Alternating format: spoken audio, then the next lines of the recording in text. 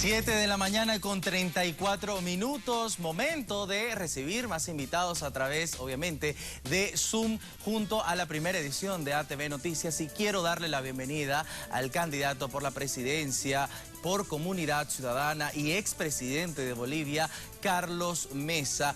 Marvin Saucedo le saluda. ¿Cómo está? Buenos días. Muy buenos días, Marvin. Muchísimas gracias por la invitación. Un gusto. No, nosotros agradecidos por acceder a esta entrevista. Empecemos con esta entrevista. Estimado Carlos Mesa, ¿qué opinión tiene usted acerca de las acusaciones que hay en contra del expresidente de Bolivia, Evo Morales? Se trata de acusaciones serias y graves sobre un tema extremadamente sensible y extremadamente complejo, que deben ser llevadas a una investigación en profundidad y que por supuesto deben llevar a un punto de definir si hay responsabilidad o no. No se puede pasar por alto una situación como esta, sin ninguna duda. Ahora podemos hablar acerca de la Amnistía Internacional, que denuncia la impunidad en violaciones de derechos humanos cometidas durante la crisis postelectoral. ¿Qué opinión tiene usted acerca de esto?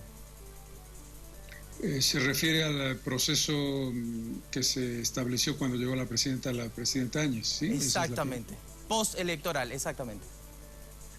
Sí, se trata de una investigación. Yo creo que el concepto es muy claro. Cualquier acción en la que haya intervenido la fuerza pública y en la que hayan habido manifestaciones violentas y la respuesta de esta y el saldo de muertos en el contexto en el que eso se produjo debe ser investigado, pero con una investigación que tome en consideración tanto las razones que definieron que el gobierno tomara la decisión de intervenir, si hubo o no una respuesta proporcional y cuál fue la responsabilidad de quienes instigaron la violencia desde el lado de la protesta. Esto es un elemento clave. En esa investigación, que me parece que es legítimo que se haga, tendrá que tomarse en consideración todos los elementos que conformaron el problema y la crisis.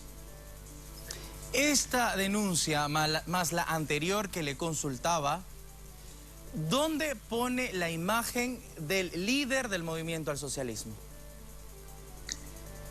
Yo ya he expresado claramente, y lo hice desde el momento en el que fuimos candidatos, fui candidato con la Alianza Comunidad Ciudadana, que el país no podía seguir aceptando un gobierno de 14 años de autoritarismo, de violencia, de persecución, de juicios sin responsabilidad, sin ningún tipo de respaldo, y una acción que después se convirtió, cuando Evo Morales huyó del país, se convirtió en una acción claramente de violencia y de odio.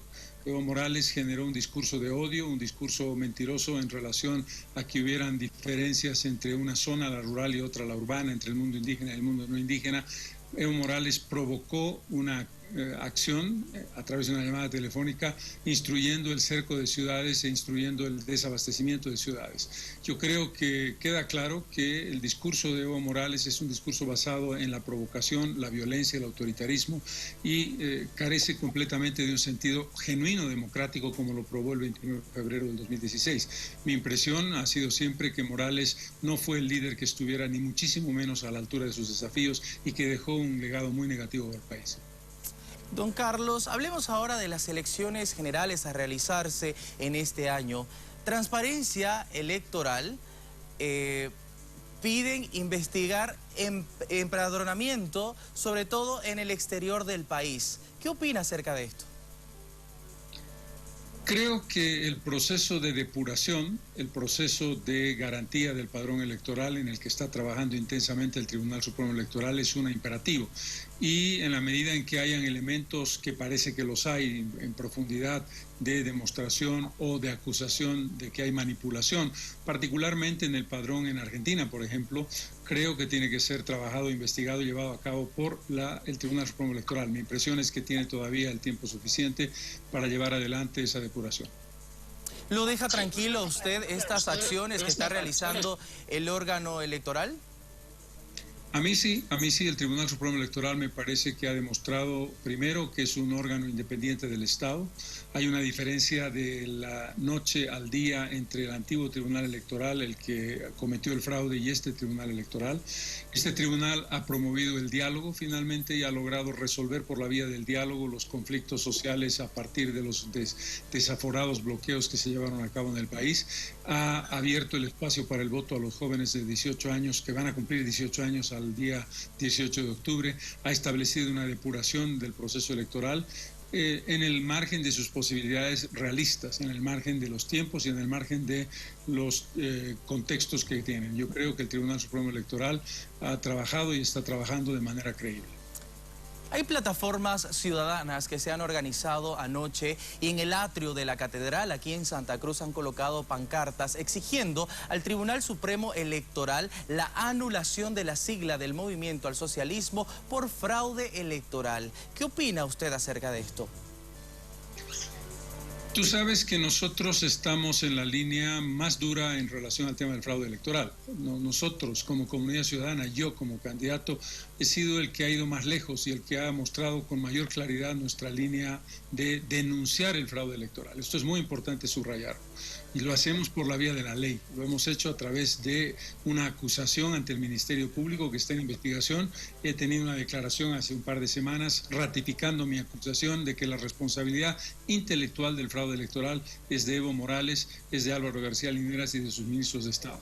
Y que deben ser juzgados en el ámbito penal y juzgados en el ámbito del resarcimiento civil por el daño de 217 millones de bolivianos que se han gastado en una elección que finalmente tuvo que ser anulada por el gigantesco fraude perpetrado por Evo Morales. Ahora bien, dicho esto, es lo que la ley establezca. Si la ley establece que como producto del fraude realizado por unas personas, en este caso el presidente, el vicepresidente y el Tribunal Electoral, hay que anular una sigla o no, ese es un tema que corresponde a la ley. Aquí lo que los bolivianos tenemos que adecuarnos es al cumplimiento estricto de la ley. El sometimiento a la ley es lo más importante y si la ley así lo establece, que se haga, y si no lo establece, que se convierta en un juicio penal a las personas responsables del fraude. Yo en este tema creo que es la ley la que manda, porque de lo contrario es en función de la presión en una determinada dirección u otra en que se llevan adelante determinadas iniciativas. Si la ley establece eso, adelante. Estimado Carlos, sabemos que es complicado hoy en día el tema de concentraciones, caravanas, y dado que ya se arrancará todo lo que es la carrera política, las campañas políticas, Comunidad Ciudadana, ¿cómo encarará esta nueva normalidad para hacer campaña?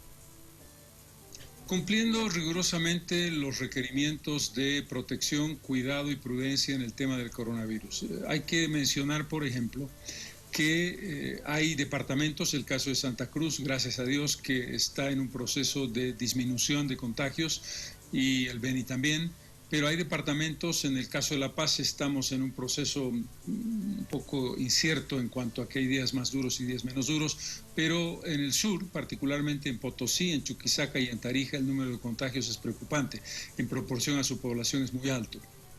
Estas referencias las hago porque no vayamos a creer que por el hecho de que estamos en un proceso electoral es piedra libre. No, no es piedra libre. Y nosotros vamos a respetar el hecho de que no creemos que se pueda hacer una campaña puerta a puerta, persona a persona, manifestaciones, caravanas, porque ponemos en riesgo la salud de nuestros compatriotas. Mientras no haya una prueba fehaciente, que la veo difícil, de que la pandemia ha bajado dramáticamente o ha, digamos, llegado a límites mínimos, nosotros vamos a respetar totalmente el hacer la campaña por la vía de redes sociales, por la vía de entrevistas, por la vía de propaganda política en los medios de comunicación, por la vía del Zoom, pero no a través del contacto personal. Estábamos justamente hablando de la pandemia. ¿Cuál es su evaluación del manejo de esta crisis sanitaria en el país?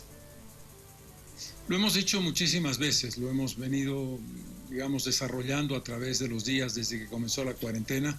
Creemos que no han habido medidas adecuadas en pruebas y laboratorios con la celeridad y el número suficiente para tener un panorama adecuado de la situación en que está el país. Segundo, creemos que no se puso cuidado en los trajes de bioseguridad con los equipos médicos, con el personal médico que ha estado combatiendo la enfermedad, lo que ha generado muchas bajas, lo que ha generado muertes, lamentablemente, algunas personalidades extraordinarias, como en el caso de Santa Cruz y en otros departamentos del país, y eso ha disminuido la capacidad de acción médica para luchar contra el coronavirus. Y tercero, Creemos que los grandes problemas que tuvimos con los respiradores, que fue uno de los escándalos mayores que enfrentó este gobierno, marcaron la imposibilidad tanto en tiempo, en capacidad, como en instalación de unidades de terapia intensiva. Creo que todavía es un tema pendiente y creo que como el coronavirus va a continuar en mayor o en menor medida en los próximos meses, el gobierno no debe bajar la guardia y debe insistir en esos 3 puntos: laboratorios, trajes de bioseguridad y implementación de unidades de terapia intensiva. Estimado Carlos Mesa, agradecerle por este diálogo, por esta entrevista y espero tenerlo en una próxima oportunidad. Que tenga buen día. Gracias, Marvin. Muchísimas gracias por la oportunidad. Muy buenos días, a disposición para cualquier momento. Perfecto.